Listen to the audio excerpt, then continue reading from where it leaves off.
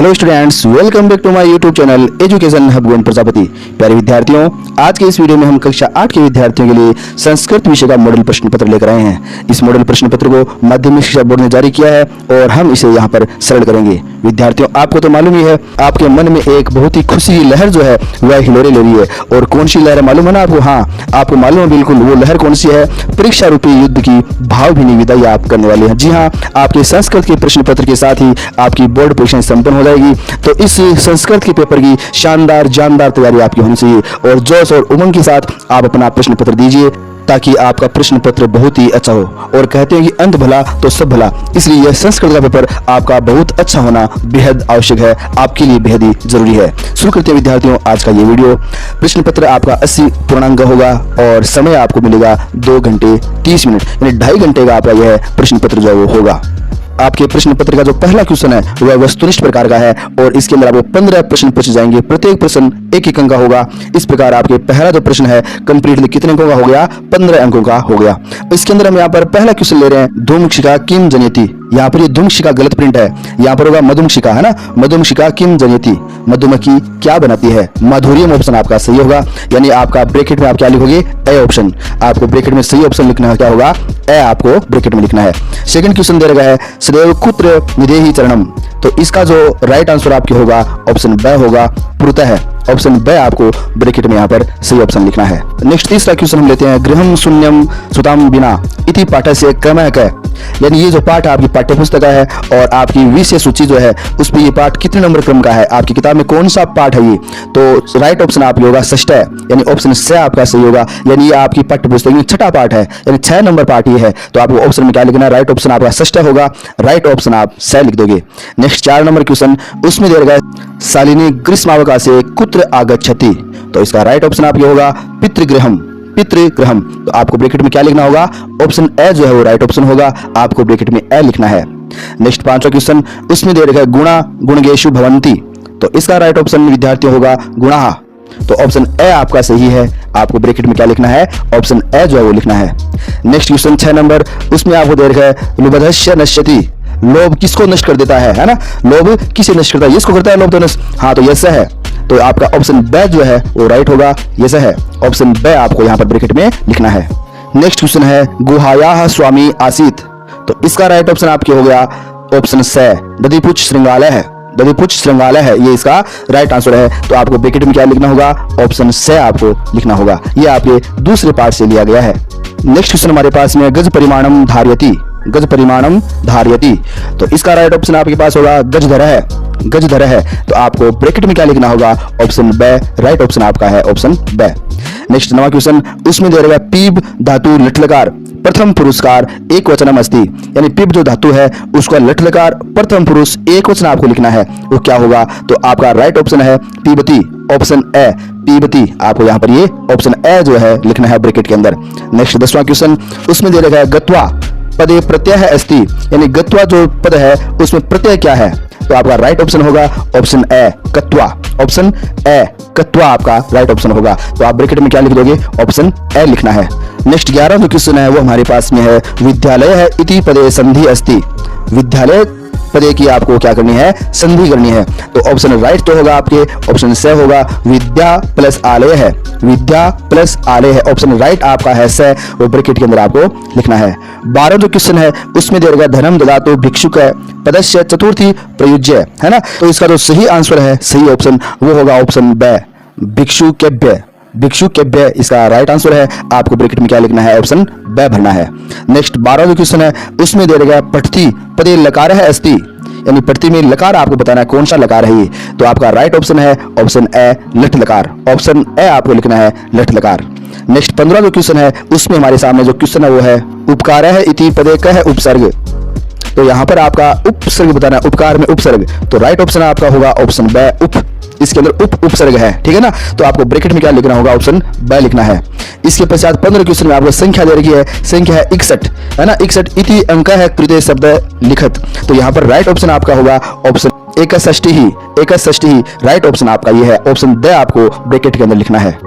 आपका यह पहला प्रश्न कंप्लीट होता है। और अब आता है 2 नंबर क्वेश्चन यानी सेकंड क्वेश्चन। उसके अंदर आपको रिक्त स्थानानी पूर्यत यानी रिक्त स्थानों की आपको पूर्ति करनी है। आपको ब्रैकेट के अंदर 2 शब्द दे रखे होंगे, उनमें से एक उचित शब्द जो है वो आपको रिक्त स्थान में लिखना है। और यह 4 पार्ट है, इसके अंदर आधे आधे अंक का होकर कुल मिलाकर यह प्रश्न नंबर 2 आपको कितने अंक का हो गया? 2 अंकों का हो जाता है। पहला पार्ट है विहाय यो ही देवमेवा लंबते।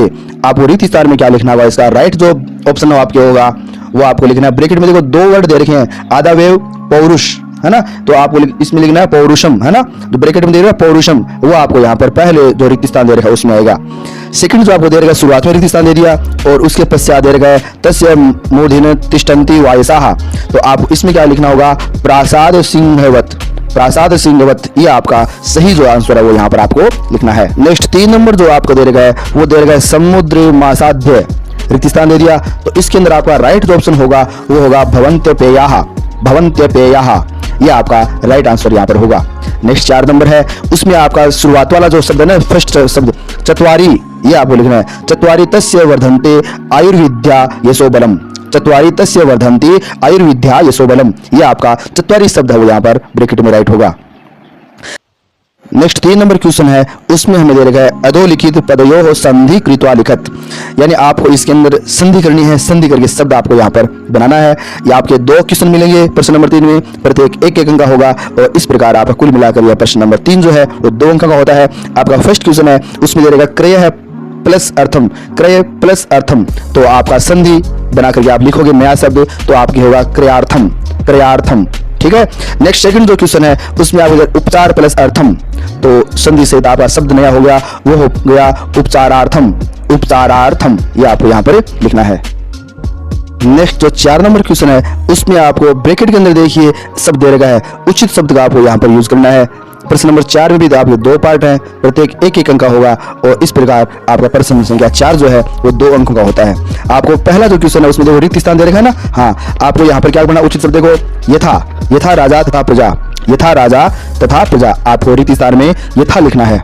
सेकंड आपको दे रखा है यावत सफला है न भवति, रिक्त स्थान दे देना तो आपको लिखना है तावत, फर्स्ट आपका यावत था तो अब आपको रिक्त स्थान में तावत लिखना है। आपको ब्रैकेट में देखो तावत दे रखा है, तावत परिश्रमम कुरु, आपको रिक्त स्थान में तावत लिखना है। नेक्स्ट जो 5वां क्वेश्चन है उसमें आपको दे रखा है अधोलिखित पदयो धातुम प्रत्ययन योजे लिखित, है ना, तो यहाँ पर धातु और प्रत्यय दे रखा है, नया जो शब्द बन रहा है पदम है ना, उसको आपको यहाँ पर लिखना है। इसके अंदर भी 2 आपकी क्वेश्चन है, आपका प्रत्येक प्रश्न 1 अंक का होगा और आपका कुल मिलाकर के प्रश्न संख्या 5 जो है वो 2 अंकों का होगा। तो यहाँ पर आपको दे रहा है क्री प्लस तुमुन, तो यहाँ पर कर्तुम शब्द बनेगा, नया नया पद जो है ना वो बनेगा कर्तुम, कर्तुम आपको यहाँ पे लिखना है। सेकंड में है गम प्लस गत्वा, तो नया शब्द जो बनेगा वो बनेगा गत्वा, आपको क्या लिखना है? रिक्त स्थान में गत्वा लिखना है। अब आपका प्रश्न संख्या 6 जो है वो है हमारे पास अधोलिखितयो पदयो लिंगम वचनम च लिखत, है ना, तो यहाँ पर 2 शब्द आपको दे रखेंगे, उनकी लिंग भी आपको बतानी है और वचन बताना है, एक वचन बहुवचन, है ना। तो आपको दे रहे कन्या नाम, कन्या नाम ये स्त्रीलिंग है और एक वचन है, एक वचन स्त्रीलिंग। सेकंड है उसमें देगा बालकेन है यानी पुल्लिंग है यानी पुरुषलिंग, पुल्लिंग है और एक वचन है, पुल्लिंग एक वचन, ये आपको यहाँ पर लिखना है। ये भी आपका 2 अंकों का है। प्रश्न संख्या 7 जो है उसमें दे रखा है उपसर्गम पृथक कृत, यानी उपसर्ग को अलग करना है, पद को आपको अलग लिखना है, ठीक है। आपके 2 शब्द दे रखे हैं, 2 अंकों का यहाँ पर ये प्रश्न 7 होगा। फर्स्ट हमारे सामने है उपगम्य, तो उपसर्ग तो हो गया उप और पदम हो गया गम्य, उप और गम्य, आपको ऐसे लिखना है, उपसर्ग की जगह लिखोगे उप और पदम के अंदर आप क्या लिख दोगे? गम्य। उसके पश्चात है संपूज्य, तो उपसर्ग में आप लिखोगे सम, सम तो हो गया उपसर्ग और पदम में आप क्या लिख दोगे? पूज्य, सम और पूज्य, आपको यहाँ पर रिक्त स्थानों में लिखना है। इसके पश्चात नेक्स्ट जो 8 नंबर क्वेश्चन है उसमें दे रखा है उचित कथनानाम समक्षम आम, आम इस सही, सही है तो आपको आम लिखना है रिक्त स्थान में।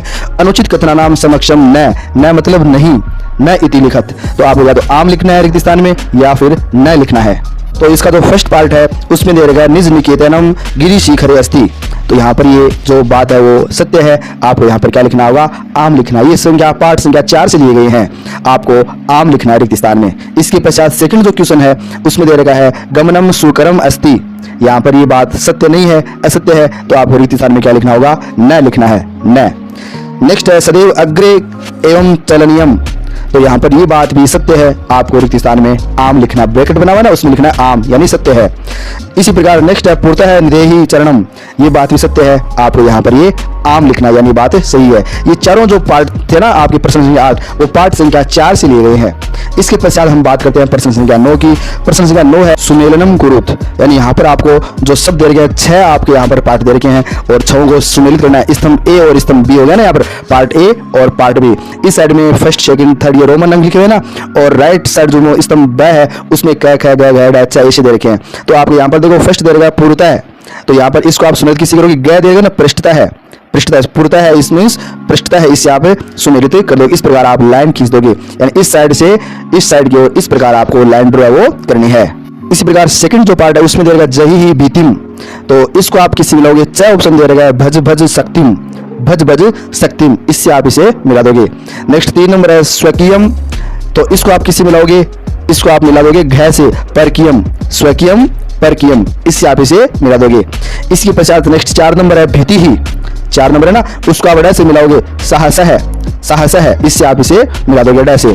5 है अनुरक्ति, तो इसको आप मिला दोगे कैसे विरक्ति, अनुरक्ति विरक्ति, इससे आप इस प्रकार मिला दोगे।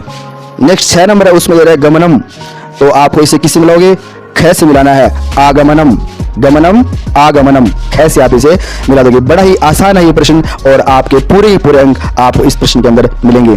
अब बात करते हैं प्रश्न संख्या 10 की, और प्रश्न संख्या 10 बड़ा ही आसान है और पूरे अंक आपको मिलते हैं। आपको यहाँ पर 2 श्लोक लिखने हैं जो प्रश्न पत्र के अंदर नहीं होने चाहिए, जबकि आपकी पाठ्य पुस्तक के वो श्लोक होने चाहिए। आपको कितने श्लोक लिखने हैं, 2 श्लोक लिखने हैं। कोई से भी 2 श्लोक अच्छी तरीके से आप तैयार करके जाना, आपको 4-5 श्लोक तैयार करके जाने हैं। संयोग से प्रश्न पत्र के अंदर 2 श्लोक आ भी जाए आपके याद किए हुए, तो भी आप बचे 2 श्लोक जो आपके प्रश्न पत्र में नहीं हो लेकिन आपकी पाठ्य पुस्तक के वो होने चाहिए, आप आसानी से उसे लिख सके। बड़ा ही आसान प्रश्न है और पूरे जो 5 अंक है वो विद्यार्थियों आपको यहाँ पर लाने हैं।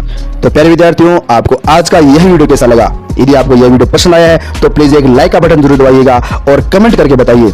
यदि आप चाहते हैं कि आपके मित्र, आपके साथी जो है वो भी इस वीडियो का अधिक से अधिक लाभ लें, तो इसके लिए आपको उन साथियों को वीडियो अधिक से अधिक शेयर करना है ताकि वो भी इस वीडियो का अधिकतम लाभ उठा सके और अपने जो प्रश्न है इसके अंदर मैक्सिमम अंक वो प्राप्त कर सकें। यदि विद्यार्थियों आप हमारे YouTube चैनल पर नए हैं, पहली बार ही वीडियो देख रहे हैं, तो प्लीज हमारा YouTube channel education hub Govind Prajapati को सब्सक्राइब जरूर करें तथा पास का बेल आइकन है उसे जरूर प्रेस करें ताकि आपको आगामी यूजफुल कंटेंट के वीडियो तुरंत प्राप्त हो और आप उसका अधिकतम लाभ उठा सके। नेक्स्ट वीडियो के अंदर मैं आपके लिए आपके साथ फिर हाजिर रहूंगा, तब तक के लिए धन्यवाद।